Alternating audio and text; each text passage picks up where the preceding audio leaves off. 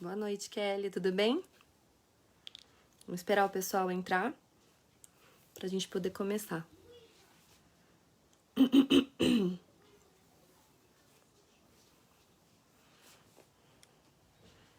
Boa noite, Magali.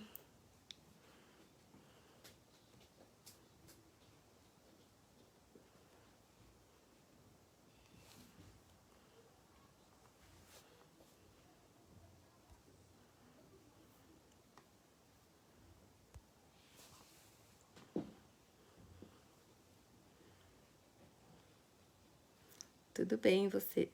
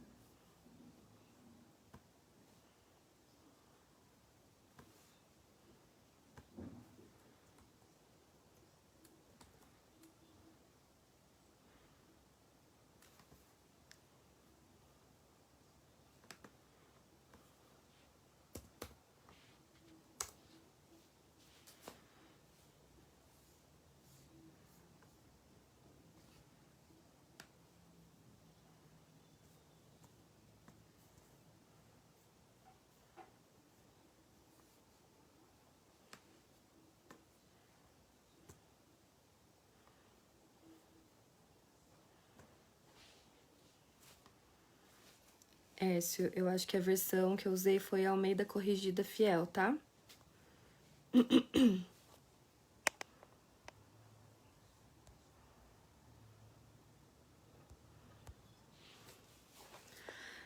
Irmãos, vamos só esperar mais uns minutinhos pra ver se entra mais alguém, senão a gente já começa, tá bom?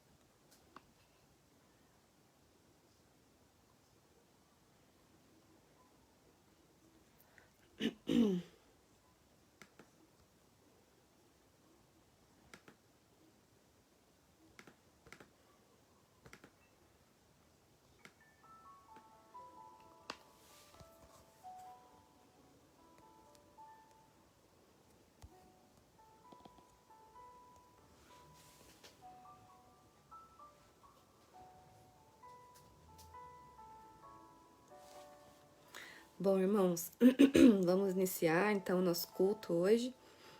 Conforme o pessoal for entrando, vão acompanhando a mensagem junto com a gente. Agora eu queria orar para a gente poder começar, tá bom? E em seguida a gente começa a leitura da Bíblia. Senhor, em nome de Jesus, nos colocamos agora na Tua presença para te agradecer, Senhor, por esse momento em que podemos falar sobre o Teu nome, poder falar da Tua palavra, poder entender mais do Senhor e cultuar a Ti, Pai. Eu te agradeço porque eu sei que o Senhor está em cada lar que abriu a câmera para poder assistir mesmo esse momento, para poder ouvir a Tua palavra, que o Senhor esteja com cada um, falando aos nossos corações, tocando, e trazendo transformação para as nossas vidas. Em nome de Jesus, Senhor. Amém. Bom, irmãos, hoje eu queria ler com vocês um texto de Gênesis. A gente vai ler o capítulo 4, do versículo 3 ao 8. Enquanto eu aguardo vocês abrirem, eu vou lendo, tá? E aconteceu ao cabo de dias que Caim trouxe do fruto da terra uma oferta ao Senhor. E Abel também trouxe dos primogênitos das suas ovelhas e da sua gordura, e atentou o Senhor para Abel e para a sua oferta. Mas para Caim e para a sua oferta não atentou. E irou-se Caim fortemente, e descaiu-lhe o semblante. E o Senhor disse a Caim: Por que tiraste? E por que descaiu o teu semblante? Se bem fizeres, não é certo que serás aceito?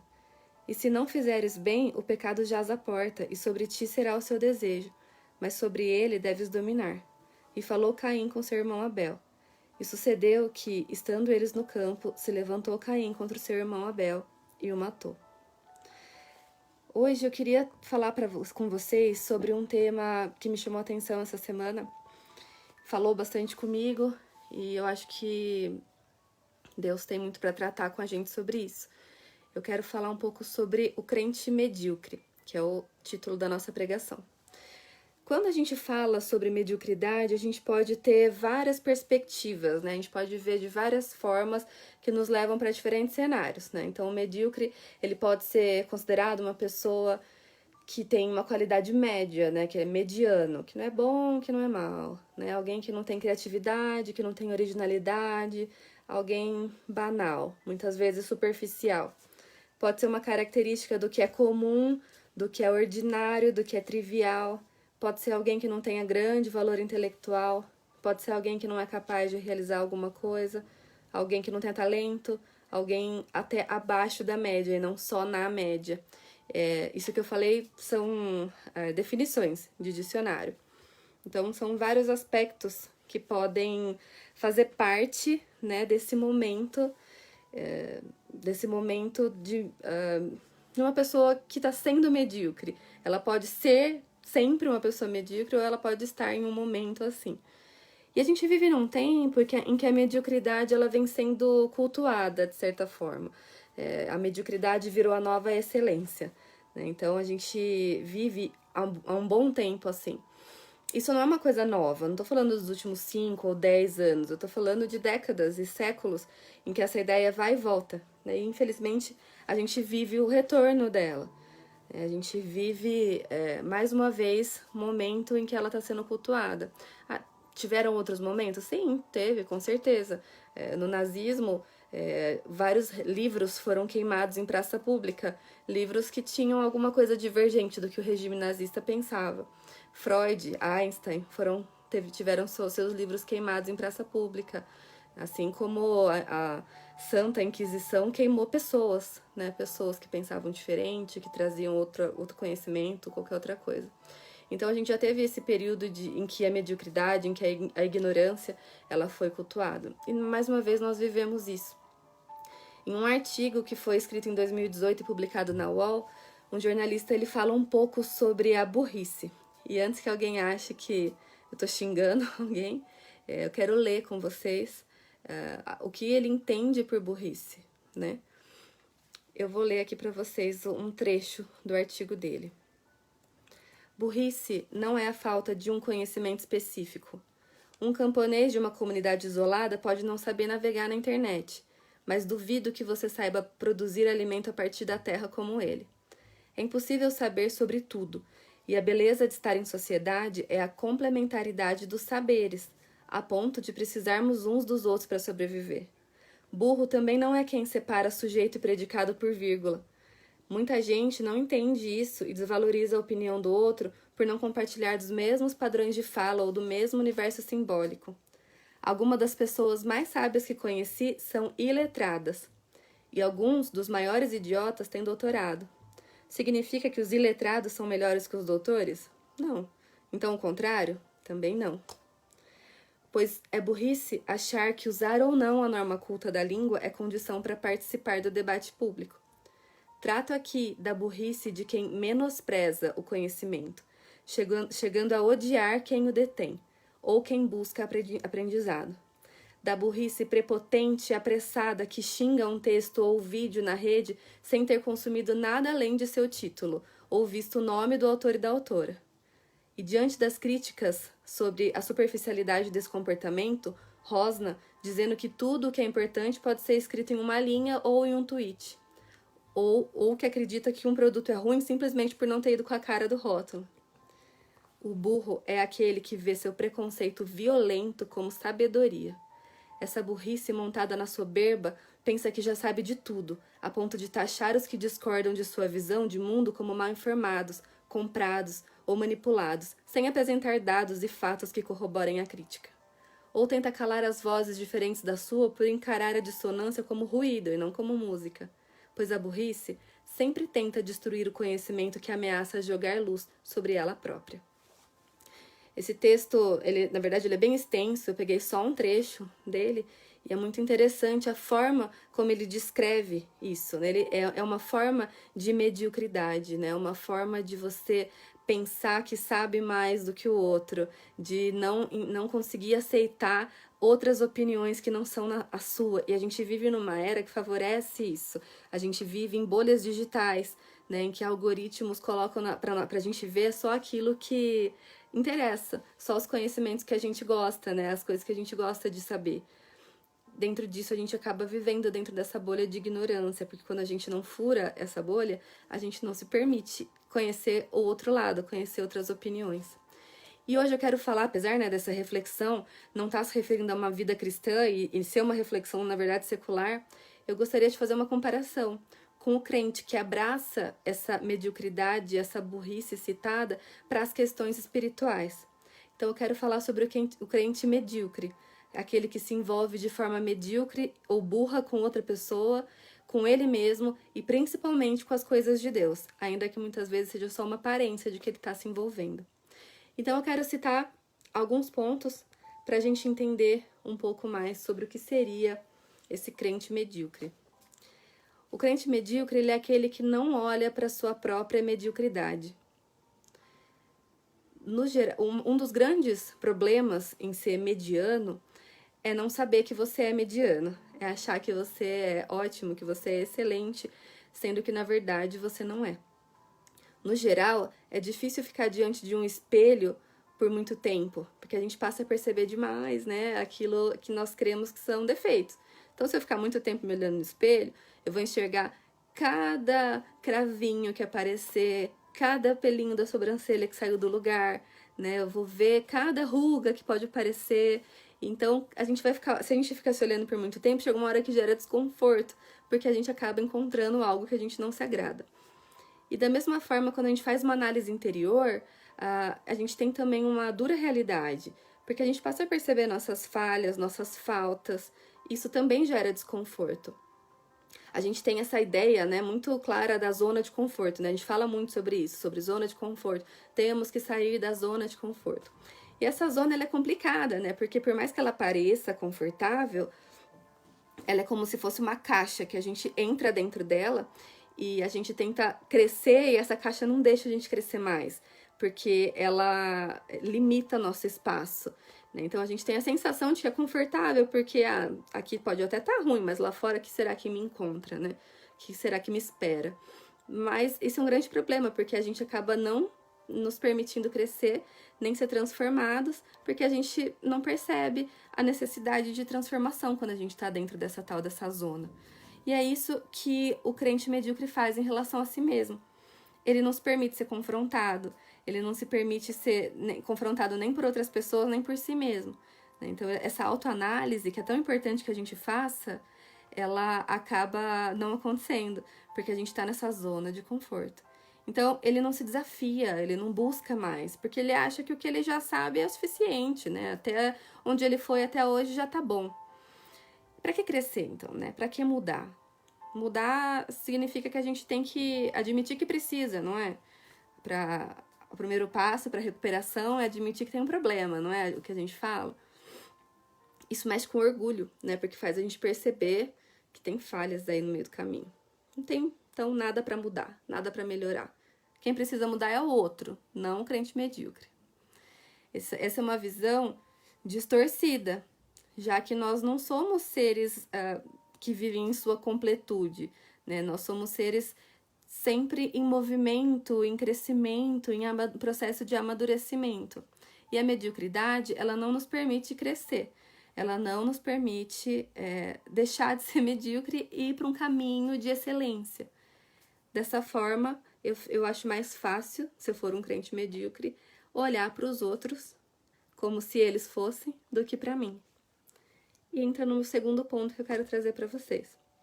O crente medíocre, ele olha para as pessoas com mediocridade. Quando você acha que sabe muito, ou acha que o seu julgamento sobre os outros é correto, você deixa de se avaliar para fazer isso com o seu próximo. Você passa, então, a fazer um julgamento que não se considera. Você não considera você considera só o outro. O crente medíocre, ele é religioso.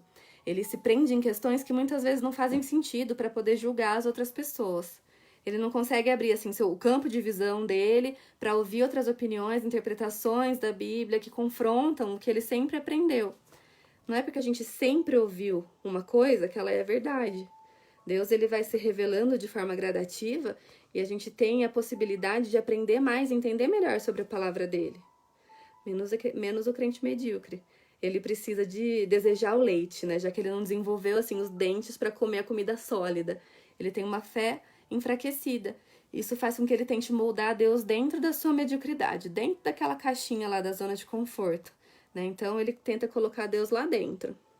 Dessa forma, ele não permite que Deus transforme a vida dele, já que ele se colocou dentro dessa caixa e colocou Deus junto lá com ele. Deus se limita a isso? Não, de jeito nenhum. Mas a atuação dele pode se limitar a partir de um relacionamento limitado. Eu vi essa semana um vídeo, eu até compartilhei, da Priscila Alcântara. Para quem não conhece, ela era uma cantora gospel que tomou a decisão de sair do mundo gospel e cantar músicas pop secular mesmo. E ela foi muito criticada por isso, duramente criticada. E ela já era muito criticada por muita coisa. Era criticada por ser um pouco mais popstar, mesmo dentro do mundo gospel. Era criticada por ter tatuagem. Então, tudo isso fazia parte das críticas. E isso foi se avolumando. Eu não tô querendo dizer se é certo, se é errado ela abrir mão do ministério dela pra música secular. Isso é ela com Deus, né? Mas eu achei interessante a fala dela. Ela disse assim: tem gente morrendo de fome, criança órfã, gente passando dificuldade, guerra acontecendo, e você vai ficar perguntando se pode ou não fazer tatuagem, ouvir Beyoncé, ou se a Priscila desviou e não é mais crente porque ela tá cantando música pop? A conta não bate. Com o mundo caótico como está. Desculpa, irmão. Com o mundo caótico como está. E você ainda se preocupar com questões tão medíocres só revela a mediocridade do seu cristianismo, não do meu. Essa frase me chamou muita atenção. Não só pela questão que ela colocou do sofrimento do mundo, porque realmente existe um sofrimento, e o sofrimento do ser humano e a necessidade do ser humano, ela deveria ser, sim, mais importante do que eu julgar a forma que o outro resolve viver. Mas independente disso, em geral, a preocupação deveria ser com quem você é e com quem o que você está produzindo para o reino. Para além daquilo que os outros estão fazendo ou deixando de fazer, a preocupação é com a sua vida diante de Deus e não com a dos outros. Ah, então eu não devo considerar o pecado? Claro, deve sim, considere o pecado, mas considere o seu pecado, não dos outros. Não se torna juiz daquilo que você, na sua visão, acha pecado ou não, tá? Claro, se tá na Bíblia, se é uma coisa que você sabe que Deus não se agrada, ok, mas tem coisas que são achismos, né? Então a gente acaba ouvindo muitas vezes, por causa disso a gente repete, acha que tá certo, né? Pessoas que a gente confia falaram. Mas a gente tem uma fé que ela pode ser racional. Apesar de parecer oposto, fé e razão, não é. Porque a nossa fé é pautada em uma boa lógica, de que Deus tá com a gente, enviou o Filho dele, e em tudo aquilo que engloba o Evangelho. Ah, mas o fulano se desviou. Ah, por quê que ele se desviou? Como assim? Ah, ele fez uma tatuagem, então ele só pode ter se desviado. Ah, mas a fulana cortou o cabelo, então ela perdeu a salvação. Mas quem disse isso? Foi Deus que te contou que ela perdeu a salvação? Ah, mas ela mudou de igreja e agora já era. Aquela igreja que ela foi, nossa, não é boa. Quem somos nós para dizer isso, né? Quem somos nós para definir aquele que vai ou foi para o céu, aquele que não foi? Foi Deus que te contou que aquela pessoa está desviada?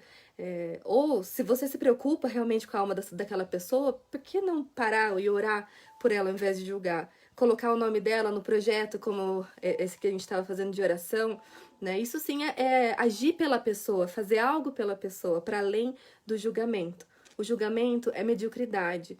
O julgamento para outra pessoa é não perceber aquilo que falta em mim, não perceber aquilo que a minha religiosidade. E a religiosidade, ela na verdade nos afasta de Deus. E muitas vezes ela impede que outras pessoas se acheguem a Deus também, porque a gente coloca tanto impedimento que para a pessoa chegar fica difícil. O terceiro ponto que eu quero falar é que o crente medíocre vive uma vida cristã medíocre. No capítulo que a gente leu, de Gênesis, né? Então a gente está falando sobre Caim e Abel, uma história muito conhecida. De Abel, que fez uma oferta com as suas primícias e ofereceu a Deus, né? Aquilo que ele tinha de melhor, aquilo que era o mais saudável, o mais bonito, o mais desejável, foi o que ele ofereceu para Deus. A Bíblia fala que Caim ofereceu uma oferta para Deus, né? Uma oferta, ponto. E Deus não aceitou a oferta de Caim. E a oferta de Abel ele aceitou. A oferta excelente de Abel ele aceitou. A oferta medíocre de Caim ele não aceitou. E Caim, como resultado disso, ele se irou fortemente. Aqui fala no capítulo 5. Irou-se Caim fortemente e descaiu-lhe o semblante. Ele ficou bravo, ele ficou emburrado, ele não gostou, que Deus não aceitou. O crente medíocre, ele não suporta o confronto, ele não suporta a correção, ainda que venha de um Deus que corrige aqueles que ele ama. Não é um Deus punitivo, é um Deus que corrige por amor. Então, quando ele foi confrontado ali com a sua mediocridade, ele ficou irritado, ele se irou e ele culpou os outros. Ao invés de perceber a falha nele mesmo, ele culpou outras pessoas. Deus, que não aceitou a oferta, ficou bravo com o irmão a ponto de matar o irmão. Tamanha foi a ira dele por ter sido contrariado. E o crente medíocre, ele faz isso também. Quando ele é confrontado com a mediocridade dele, ele se ira e culpa outras pessoas. Ah, não, mas foi o pastor que não me deu oportunidade para ter um ministério. Ah, mas foi o irmão que não me ligou quando eu estava chateado. A culpa nunca é da pessoa. É sempre mais fácil culpar as outras, porque isso faz com que você permaneça nessa mediocridade, né? Se eu não, o erro não for meu, eu não tenho por que mudar, não tenho por que me desculpar, né? A culpa é sempre dos outros. Assim como Abel, o crente medíocre, ele não se importa em ser excelente. Ele não se importa em dar o melhor dele, porque ele pensa que o que ele dá já tá bom, já é o suficiente. Mesmo que não sejam as primícias, mesmo que sejam só as sobras do tempo, da dedicação, do amor, das finanças, seja o que for. Ele dá aquilo que lhe sobra, não aquilo que lhe é valioso. Muitas vezes esse é o crente que se acha santo e livre de falhas, né? Mas que na verdade ele vive em cima do muro, no relacionamento dele com Deus e no relacionamento dele com o mundo. Porque se ele tá em cima do muro, ele se relaciona com os dois. Aquele que ainda não se decidiu por qual lado vai ficar é o famoso crente morno, o indigesto. Apocalipse 3, do 15 ao 17 diz: conheço as tuas obras, que nem és frio nem quente. Quem dera foras frio ou quente. Assim, porque és morno e não és frio nem quente, vomitar-te-ei da minha boca. Como dizes, rico sou, e estou enriquecido, e de nada tenho falta. E não sabes que és um desgraçado, e miserável, e pobre, e cego, e nu. Recentemente eu ouvi uma pregação que me confrontou. Isso foi muito bom para mim. O pastor falava sobre Daniel e seus amigos, né, quando eles decidiram não se contaminar com os manjares do rei. E eu vou falar um pouco sobre essa questão de Daniel no próximo tópico. Mas ele fala, em um momento da pregação, sobre a famosa ilustração do muro, né, do muro, que eu acho que, se eu não me engano, o Janu já falou sobre essa ilustração na igreja. Nessa ilustração, então, a gente tem lá o crente sentado em cima do muro, e de um lado ele vê o diabo e todos os prazeres que o diabo diz que existem nele, né? Chamando, desce aí do muro e vem pra cá, vem pra esse lado, vem desfrutar de tudo isso. E do outro lado ele vê Deus, ele vê os anjos, ele vê o céu, e ele vê aquela possibilidade de vida eterna, de descanso. E ele fica ali indeciso em cima do muro, para que lado que eu vou, se eu vou pro lado do diabo, vou pro lado de Deus. E em um dado momento ele percebe que o lado do diabo parou de chamar, parou de insistir para ele, para aquele lado. Então ele estranha e reclama, fala, viu, o diabo, Deus ele tá aqui, continua me chamando para descer do muro e ficar com ele. Por que você parou de me chamar? Então o diabo responde, camarada, eu não preciso te chamar para ficar do meu lado. O muro que você tá sentado, ele é meu. A escolha já foi feita.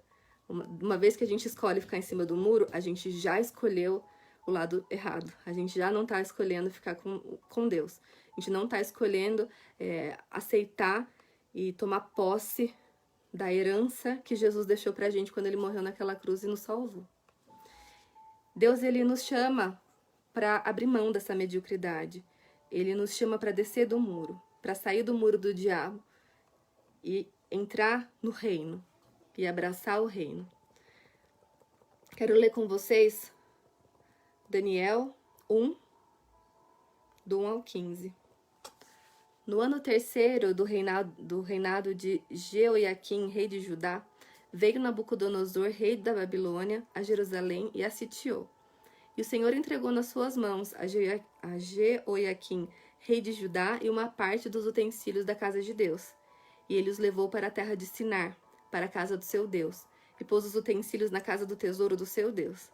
E disse o rei a Aspenaz, chefe dos seus eunucos, que trouxesse alguns dos filhos de Israel, e da linhagem real e dos príncipes, jovens em quem não tem defeito algum, de boa aparência e instruídos em toda sabedoria e doutos em ciência, e entendidos no conhecimento, e que tivessem habilidade para assistirem no palácio do rei, e que lhes ensinassem as letras e a língua dos caldeus. E o rei determinou a porção diária das iguarias do rei e do vinho que ele bebia, e que assim fossem mantidos por 3 anos, para que no fim destes pudessem estar diante do rei.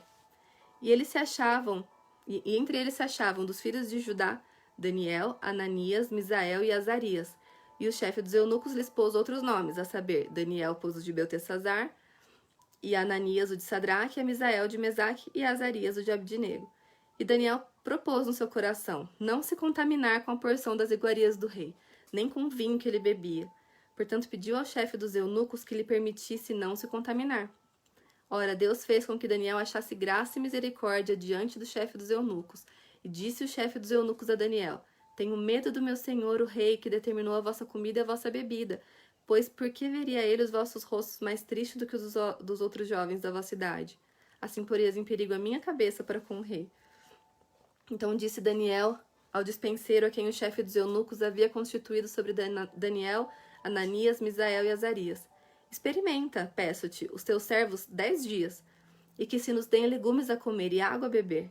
Então se examine diante de ti a nossa aparência e a aparência dos jovens que comem a porção das iguarias do rei, e conforme vires, procederás para com os teus servos. E ele consentiu isso e os experimentou 10 dias. E ao fim dos 10 dias apareceram seus semblantes melhores, e eles estavam mais gordos de carne do que todos os jovens que comiam as iguarias do rei. Essa é uma história bastante conhecida, né? Uma história que a gente lê bastante, a gente fala bastante, as crianças ouvem bastante. E a gente vê aqui a busca do rei Nabucodonosor por jovens excelentes, né? Sem defeito, de boa aparência, sábios, doutos em ciência. Nossa, mas ciência? Então eles eram entendidos em ciência, gente, olha só a ciência aí na Bíblia. E entendidos no conhecimento, e que tivessem habilidade para assistirem no palácio do rei. Ou seja, o rei queria pessoas que fossem capacidade, tivessem habilidade para assistir no palácio do rei. Para o rei Nabucodonosor, não servia menos que o excelente, e mesmo assim, ele chamou os melhores. Ainda tinha um período de 3 anos, em que eles seriam alimentados, passariam por um tempo para aprender a língua dos caldeus, e depois eles seriam apresentados diante do rei. O rei queria a excelência da excelência. E para Daniel, para os amigos dele, o relacionamento com Deus, ele também exigia excelência.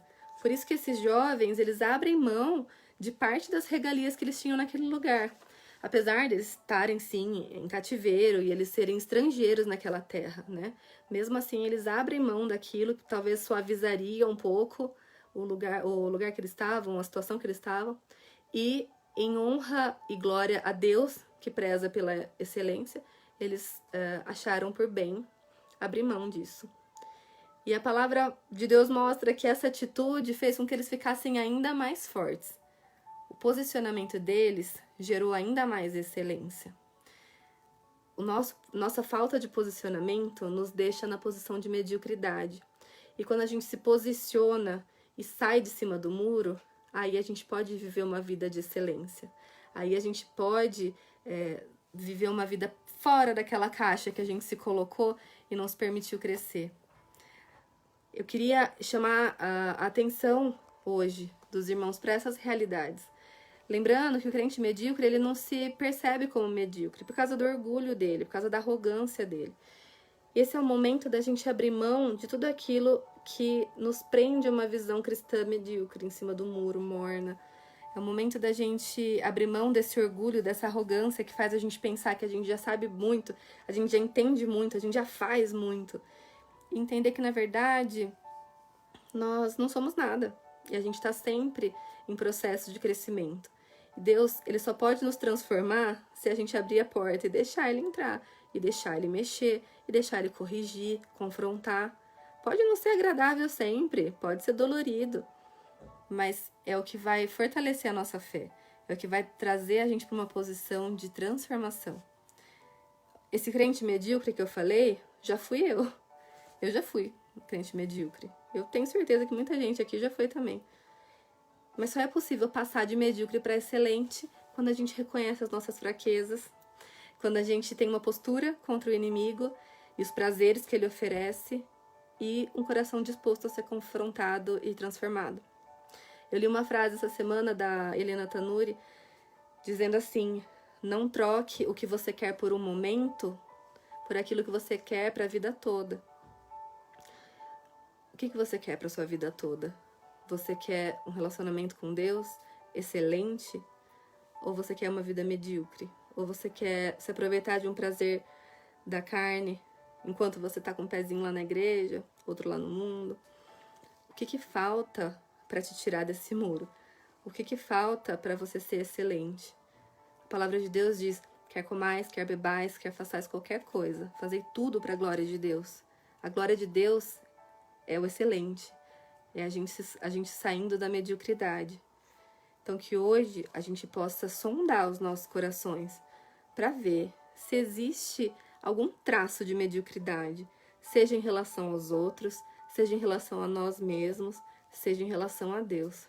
Porque o que Deus quer é um coração que está disposto a ser mexido, a ser transformado, a ser quebrado para depois ser refeito. Que nós possamos ter esse coração, essa disposição. Amém? Vou orar para a gente finalizar. Senhor, em nome de Jesus, queremos nos colocar na Tua presença.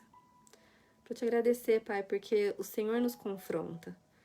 Às vezes a palavra não é uma palavra de conforto e de motivação, mas de confronto e correção. E o Senhor nos corrige, o Senhor nos confronta porque o Senhor nos ama. Hoje eu peço que o Senhor sonde nossos corações e nos mostre se tem ainda algum caminho impuro. Nos mostra, Senhor, se tem ainda alguma coisa, alguma pontadinha de orgulho que deixa a gente longe do Senhor. Nós queremos, Pai, ter humildade para reconhecer a nossa falha, para reconhecer que o fato de sermos humanos nos coloca numa posição de pecar, de errar, de estar muitas vezes impuro. Mas que o Senhor nos ajude, Pai, a reconhecer cada vez que a gente errar, cada vez que a gente der um passo em falso, e que na hora a gente já possa voltar a caminhar com o Senhor, porque o Senhor está sempre nos chamando, está sempre de braços abertos. Obrigada, Deus, por ser esse pai de amor, esse pai excelente, que quer um relacionamento excelente com a gente. Em nome de Jesus, Senhor. Amém. Amém. Que Deus abençoe os irmãos e que vocês tenham um resto de semana e fim de semana excelentes. Amém? Boa noite. Deus abençoe.